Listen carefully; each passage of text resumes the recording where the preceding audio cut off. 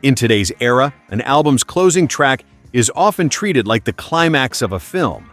Artists deliberately save something special for the final song, whether it's a grand statement, an emotional reflection, or a bold experiment. But this kind of approach was far from common in the 1960s. The Beatles helped change that perspective in 1967 with A Day in the Life, the monumental song that closes Sgt. Pepper's Lonely Hearts Club Band. From that moment on, an album's closing track was no longer just a formality. But before reaching that visionary phase, the Beatles often ended their UK albums in much simpler ways, sometimes even feeling rather ordinary. As a result, several of their album closers have since been nearly forgotten. Here are 4 tracks that you might have forgotten closed out records by the Fab Four. Number 1. Money. That's What I Want, from With the Beatles, 1963.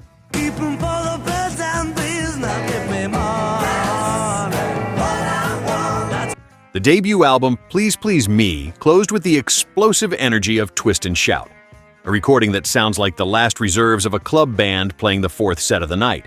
Raw, loud, and soaked in sweat. The formula was a massive success. So, when it came time to assemble their second album, with the Beatles, they repeated the same approach. The choice fell on Money, That's What I Want, the R&B classic by Barrett Strong, one of Motown's earliest hits. In the Beatles' hands, the song became an explosion even wilder than Twist and Shout. John Lennon sings as if his lungs are being wrung dry. His voice is hoarse, hungry, and nearly brutal. He doesn't sound like someone singing about money. He sounds like someone who needs it. George Martin's sharp, pounding piano adds an extra layer of force, making the track feel like the climax of a concert rather than simply the end of an album. The best things in life are free. You can keep 'em for the birds and bees. Today, Money is rarely mentioned among the most iconic Beatles songs. But as an album closer, it's a perfect snapshot of early-era Beatles, noisy, ambitious, and unable to stop themselves. Number 2. I'll Be Back from A Hard Day's Night, 1964. But I'll be back again.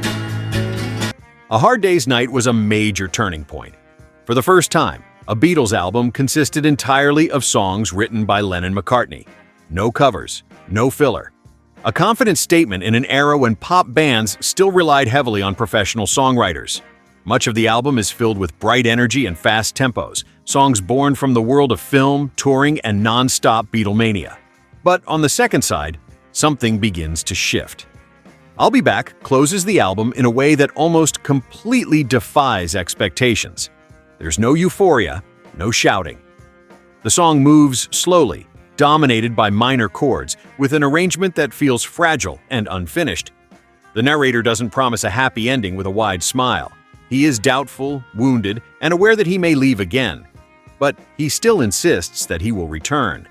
It's a complex, ambiguous emotion, far more mature than the teen idol image still attached to the band at the time. But I'll be back again. As an album closer, I'll Be Back feels like a door being gently shut rather than slammed, and that's precisely where its strength lies. Number 3. Everybody's Trying to Be My Baby from Beatles for Sale, 1964. Everybody's trying to be my baby. Everybody's trying to be my baby. If A Hard Day's Night sounds confident, Beatles for Sale sounds tired. And that's no coincidence. A brutal touring schedule left Lennon and McCartney with little time and energy to write. 6 of the album's 14 tracks are covers, an honest step backward that reflects their physical and mental condition at the time. But that exhaustion created space for George Harrison to steal a small moment. Everybody's Trying to Be My Baby, a rockabilly song by Carl Perkins, became the album's closing track and Harrison's main showcase as a vocalist. He delivers it without grand ambition, making no attempt to outshine Lennon or McCartney and no effort to modernize it. His vocal is relaxed, warm, and respectful. His guitar playing mirrors Perkins' style with ease, as if he's paying tribute to the rock and roll roots that shaped the Beatles in their teenage years. No surprises, no drama, just an honest, grounded ending. Number 4. Dizzy Miss Lizzy from Help, 1965. You make me dizzy, Miss Lizzy. The way you rock that Looking back, it's hard not to ask, why didn't help? And with Yesterday?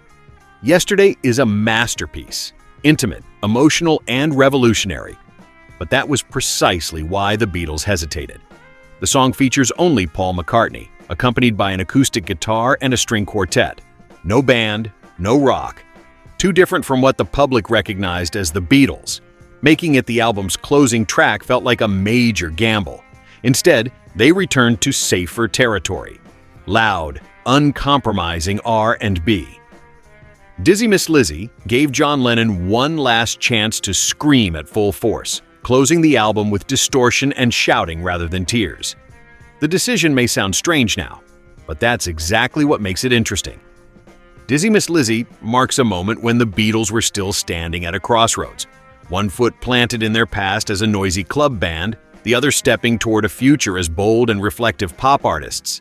And perhaps it's precisely because they exist between those two worlds that these closing tracks are so easily forgotten, despite holding important stories about the process of becoming the Beatles we know today.